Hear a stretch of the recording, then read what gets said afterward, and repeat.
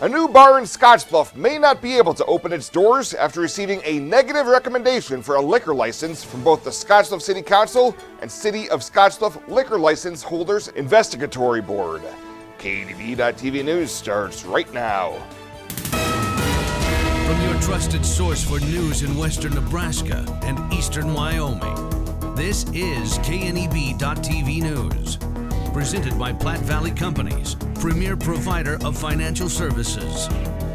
Hello, I'm Ryan Murphy. This is KNEB.TV News, powered by Platte Valley Companies. Thanks for joining me. In our top story, Wild Horse Saloon owner Ann DeMoranville and bar manager Chad Lealing have been remodeling the old Valley Bowl location on 17th Avenue since this spring.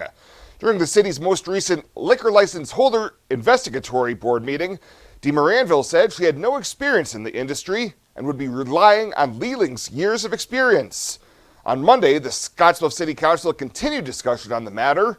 Scottsbluff City Manager Kevin Spencer said a myriad of unpaid bills that are showing up on his background report, including more than $65,000 to the owner of the building he leased on East Overland when he operated Shots Bar and Grill, are red flags. Chad had hired us to work security for two events, one the Buck Cherry concert. We did not get paid, and the MMA fights in 21, we did not get paid. And the list goes on. Lynette Richards with Monument Prevention Coalition says she has concerns about Chad's involvement with the business and liquor license applications. She cited a Facebook post of his that lists him, not DeMoranville, as the founder and CEO of Wild Horse Saloon. During Monday's meeting, she also submitted a petition with dozens of Scottsbluff residents' signatures who oppose this liquor license. Mr. Lealing has repeated history of not paying his rent on these establishments, causing him to be evicted from at least one of those buildings. He then goes to another location and opens up another establishment, applying for a liquor license under a different name of the business, that is. Afterwards, Lealing himself addressed the council to explain his business ventures. This all happened after COVID. Shots on 18th Street. I ran a great business, and it just, from there, I went to East Overland, where I could rent a place because I could not keep up on the rent at 18th Street due to being shut down for 6-7 months. So we moved to East Overland, and we did okay there for, I believe, it was a year or two. And then the business of Oasis opened on 18th Street, my old building. And at that point, we were getting a lot of people coming in there causing problems, not because of the Oasis, but it was just they get kicked out of there, they come over here. I didn't feel that this town was big enough for 2 nightclubs. So I wanted to go into the restaurant business just in case COVID happened again. I would be able to serve food, serve this, but it just financially, paying $8,000 a month rent on a building that did not work. None of the refrigerators in that building worked. The roof leaked. The plumbing comes up. That building just has so many problems. Following all the exhibits and testimony, Spencer gave his recommendation to the council. After considering everything and listening to both Ann and Chad, the liquor license investigatory board chose to forward a negative recommendation to council. And I agree. Ultimately, they unanimously voted to give a negative recommendation for a liquor license that will be forwarded on to the Nebraska Liquor Control Commission. The Nebraska Liquor Control Commission is scheduled to next convene on Tuesday, October 3rd. Well, Scottsbluff authorities say a man and woman from Fort Morgan are behind bars after a search warrant was served at a local motel. Investigators found stolen property, more than 800 suspected fentanyl pills, more than 11 grams of meth, and $3,300 cash when the warrant was executed at the Capri Motel on Monday. 31-year-old Oscar Aguero and 34-year-old Stephanie Ramos Suarez were taken into custody on 2 felony charges, including possession with intent to distribute fentanyl and meth. Both were lodged in the Scottsbluff County Detention Center and were set to be arraigned today in Scottsbluff County Court. We'll have more news right after this. Looking for free instead of fees? Platte Valley Bank can help you keep your finances moving forward with no ATM fees. Whether you're headed to the lake, the mountains, or just to the grocery store, you can enjoy the freedom of free ATM access anywhere, anytime. Platte Valley Bank. You belong here.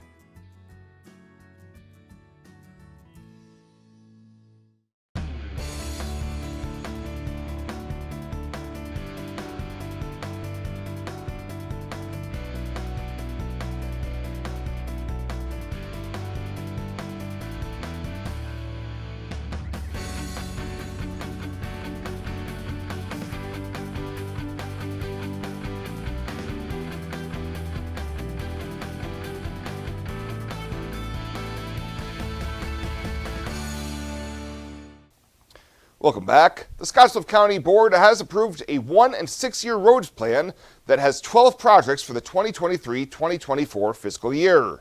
County Roads Superintendent Steve Baird presented the plan, which includes 6 roadway and 6 bridge projects. Among the roadway projects will be 12 miles of chip sealing spread out among Stiegel, Cook Oil, Sunflower, and Sweattle Oil roads, as well as a mill and asphalt fill on Highland Road. That'll be from Highway 26 to the Napa intersection there, out to the airport. Depending on what it costs and fees, I instructed the engineer, we have $850,000 if we can go 2¼ miles, 2¼ miles. So, probably won't work out that way, but if it does, great. So, another little, won't be an asphalt project, but a concrete project is 448. That is going to be the experiment curve coming into Highway 26. Repairs to or replacement of 6 bridges are also on that list, including the $1.6 million deck rehabilitation project for the Broadway 10th Street River Bridge, but Baird told the board that project could be delayed depending on contractor availability. Also approved was an agreement with the NDOT for the county to upgrade 61 intersections with 71 sets of signs paid by federal funds through the statewide stop sign upgrade program. Well, Governor Jim Pillen joined 25 other U.S. governors in a joint letter calling for President Biden to address the crisis at the southern border and provide states with accurate information on border crossings. Pillen says every state is a border state, and this crisis transcends partisan politics. The joint letter requests the Biden administration to provide detailed information immediately on where migrants admitted at the southern border are being relocated to. He also asked for comprehensive data on asylum claim timeliness and qualification rates and successful deportations. And the Scottsbluff Police Department participated in the Drive Sober or Get Pulled Over campaign from August 16th to September 4th. Scottsbluff officers worked a total of 135 hours of overtime funded by a grant from the Nebraska Department of Transportation Office of Highway Safety. This enforcement effort resulted in several DUI arrests, 18 fugitives being apprehended, and 11 speeding citations. Officers issued 108 citations during the grant, as well as making a total of 223 contacts. Although this grant is over, the Scottsbluff Police Department will continue to actively enforce traffic laws at Scottsbluff and Terrytown. Do you know what backflow is and why it's dangerous? Backflow is when your water's normal flow is reversed due to a vacuum or drop in pressure, putting you at risk of drinking contaminated water containing substances like fertilizers, weed killers, or even feces. To help protect your drinking water, the city requests the periodic checking of testable backflow devices. Backflow prevention devices close when water reverses direction and stops suspect water from gaining entry to your house, making sure your next drink is clean and refreshing.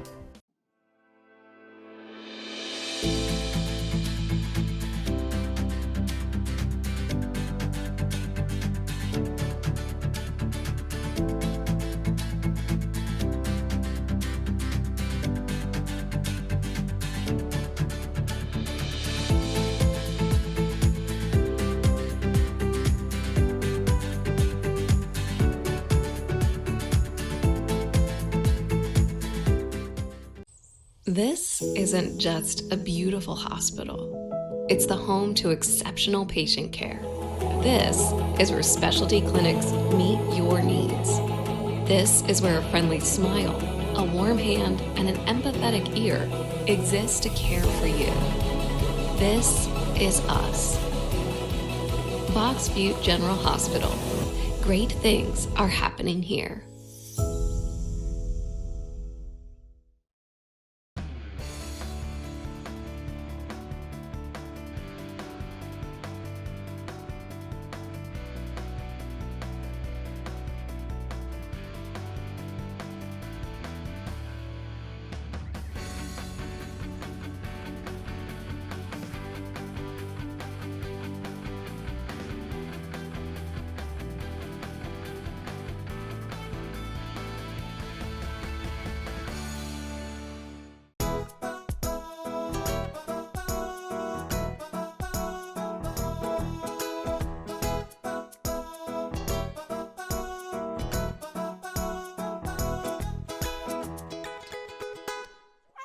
For this week's featured pet of the week, we meet Didymus, a 7-month-old domestic shorthair who has been at the Panhandle Humane Society since late July.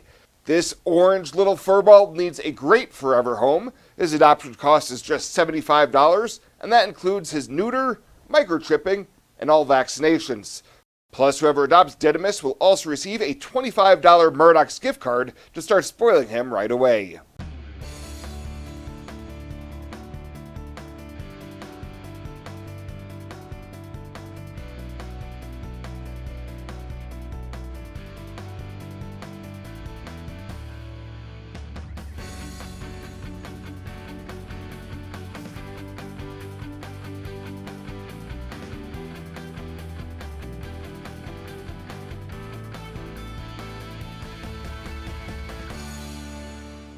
Welcome to Kelly's Liquor, your liquor cabinet. Whether you're a wine enthusiast, a whiskey sommelier, a tequila connoisseur, or you just love your beer, Kelly's has the best selection of what you're looking for.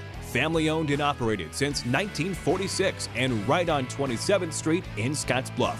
Come see us today at Kelly's Liquor, your liquor cabinet. And remember to be a good neighbor. Don't drink and drive. Kelly's Liquor, West 27th Street in Scottsbluff.